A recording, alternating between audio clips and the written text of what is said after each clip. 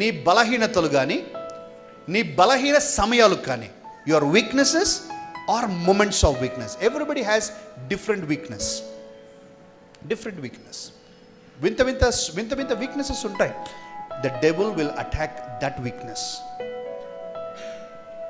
Bible గ్రంథంలో స్త్రీ లోలులుగా పిలువబడిన వారు ఇద్దరు ఉన్నారు. ఒకటి సంసోను, రెండు సొలొమోను. వారిద్దరూ కూడా ఆ బలహీనత మీదనే శోధించబడ్డారు. వారికి వేరే శోధన రాలా. సంసోనుకు పేరు ప్రఖ్యాతుల గురించి శోధించబడలా. సంసోను డబ్బు గురించి శోధించబడలా. సంసోనుకు ఎక్కడ బలహీనత ఉందో అక్కడే శోధించబడ్డాడు. అలాగే నీ వీక్నెస్ సాతానుకు తెలుసు. ఆ వీక్నెస్ని కొడతాడు. కుంభస్థలాన్ని కొట్టినట్లు అదే వీక్నెస్ని కొడతాడు. అదే వీక్నెస్ నీకు ఇంటెగ్రిటీ అనే ఇంటెగ్రిటీ లేకుండా ఉండటం అనే వీక్నెస్, నీ చిత్తశుద్ధిని కాపాడుకోలేని వీక్నెస్ ఉంది.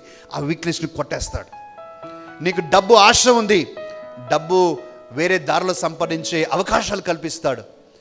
నీవు పురుషుడు కానీ స్త్రీ కానీ అనే ఒక నియంత్రించుకోలేని సమస్యగా నీవు ఉన్నట్లయితే నీ కళ్ళెదుటనే అందమైన వారిని పంపిస్తూ ఉంటాడు.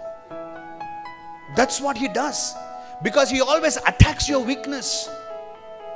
అందుకనే దానికి పరిష్కారం ఏంటండి ప్రియమైన దేవుని బిడ్డలారా? మనము మన బలహీనతలను జయించిన వారిగా ఉండాలి.